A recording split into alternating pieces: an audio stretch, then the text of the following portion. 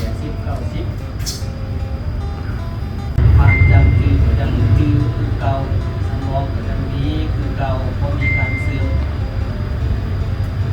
เพราะว่าในอดีตชาติก่อนตัวเองได้สร้างสะสมบุญบารมีที่เกิดจากสมาธิภาวนาปฏิบัติธรรมหลายเหล่านี้วันนี้จึงว่า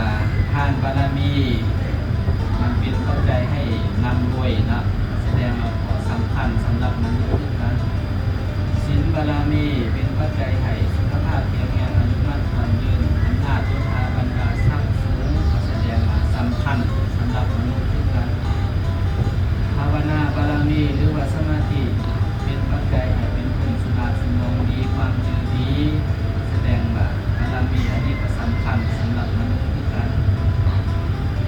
บุคคลผู้ใดในอดีตชาติก่อนได้สะสมได้บำเพ็ญได้สร้างทานบารมีศีลบารมีภาวนาบารมีมาแล้วมากลงหลายแล้วเกิดมาในชาตินี้บุคคลผู้นั้นเป็นห้องเป็นคุณมีบุญครบทุกซ้อนมีโอกาสมีวาสนาสมบูรณ์แบบก็หมายความว่าได้หาอันนี้สูงผู้สมบัติคุณสมบัติทรัพย์สมบัติลองได้หักต้องมีต้องได้หักผู้สมบัติต้องได้หักคุณสมบัติต้องได้หักทรัพย์สมบัติสมบูรณ์แบบจึงได้ชื่อว่ามนุษย์สมบัติหมายความว่ามีความเพียรพร้อมด้านผู้สมบัติมีความเพียรพร้อมด้านคุณสมบัติมีความเพียรพร้อมด้านทรัพย์สมบัติเลยได้ชื่อว่าได้มนุษย์สมบัติอันนี้มันจะมีสวรรค์สมบัติอีกจะมีนิพพานสมบัติอีกสวรรค์สมบัติความพร้อมมีบารมีมากกว่ามีความเพียรพร้อมมากกว่าเทวดาองค์อื่นพระอินทร์องค์อื่นพระภูมิองค์อื่นอันนั้นแหละคือสวรรค์สมบัติความบาดเจ็บนั้นมีความพร้อมยิ่งกว่าหลายกว่าพระอินทร์พระภูมิพระพุทธเทวดาองค์อื่นเลยได้ชื่อว่าได้รับมนุษย์สมบัติแล้วนั่นแหละบุญบารมีเต็มรับกิเลสลบกิเลสแล้วได้ไปพอดไปถึงพระนิพพานแล้วก็ได้มาเวียนว่ายตายเกิดอีกพ้นจากความทุกข์นั้นแท้จริงแล้วอันนั้นแหละพระนิพพานสมบัติบอกว่าพร้อมแล้วสำหรับที่เป็นผู้ที่ก็ได้มาเวียนว่ายตายเกิดอีกแล้วพร้อมแล้วพ้นจากความทุกข์นั้นแท้จริงแล้ว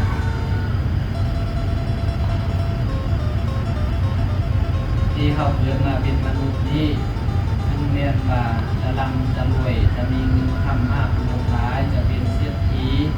มากด้วยทรัพย์สมบัติก็ตามแต่หรือว่าจะมีอำนาจยศถาบรรดาทรัพย์สูงก็ยังมีพอพ้นมีพอได้ยังความสุขความทุกข์ความดีใจความเสียใจความสรรเสริญนินทามีลาภเสริมลาภมียศเสริมยศสิ่งเหล่านี้เป็นคุณทางคุณมีก็ดีคุณทุกข์คุณยากคุณใจก็ดีมีอำนาจมากหรือหลายก็ตามพอมีผู้ใดดีได้ผู้ใดต้องเจือต้องปกความสุขความทุกข์ปะปนกันไปความดีใจเสียใจความสรรเสริญนินทาต้องเจือต้องปกปะปนกันไปอาจจะต่างกันอยู่ก่อนว่าถ้าบุคคลผู้ใดความเสียใจความสรรเสริญมีลาภเสริมลาภมียศเสริมยศของผู้แล้วแสดงว่ามันดูเหนือกว่าสิ่งเหล่านี้แล้วดูเหนือกว่าสิ่งบ่เที่ยงทุกข์อนัตตาแล้วอันนี้โลกียะโลกอันเฮาอยู่ปัจจุบันนี้มันบ่เที่ยงมันอยู่ภายใต้อำนาจอนิจจัง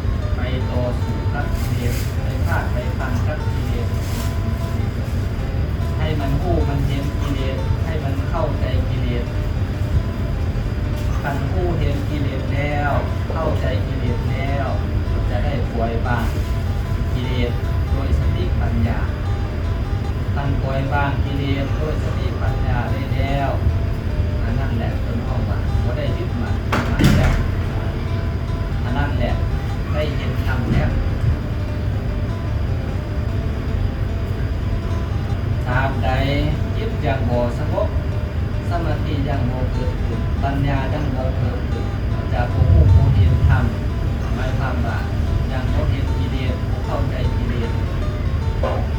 บ่สามารถจะเสียสละกิเลสได้บ่สามารถจะจาคะกิเลสได้ย้อนว่าบ่เข้าใจกิเลสบ่ฮู้บ่เห็นกิเลสด้วยสติปัญญา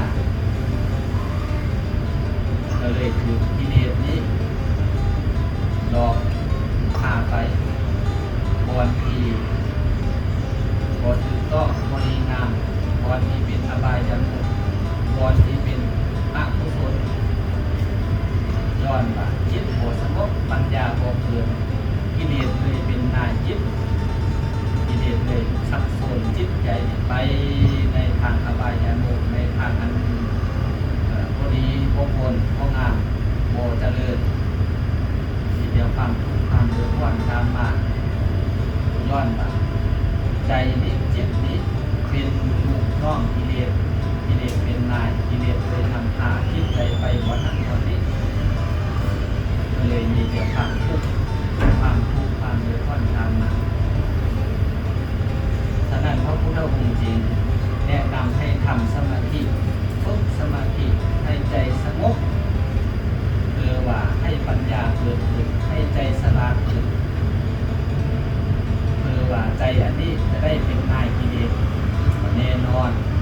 ถ้าจิตสงบปัญญาเกิดใจต้องเป็นนายกิเลสทางใจอันนี้จิตอันนี้เป็นนายกิเลสแล้วกิเลสก็จะบ่สามารถซักคนนำพาจิตใจไปในทางอันบ่ดีบ่ควรในทางอันอบายมุขออกมาจิตใจมันเป็นนายกิเลสจิตใจก็จะมีแต่สูงขึ้นจิตใจก็จะมีแต่ไปตามทางมรรคมีองค์เปลี่ยนหรือว่าจิตใจก็จะเดินย่างไปตามทางที่อันถูกต้องที่มันมีแต่ความสุข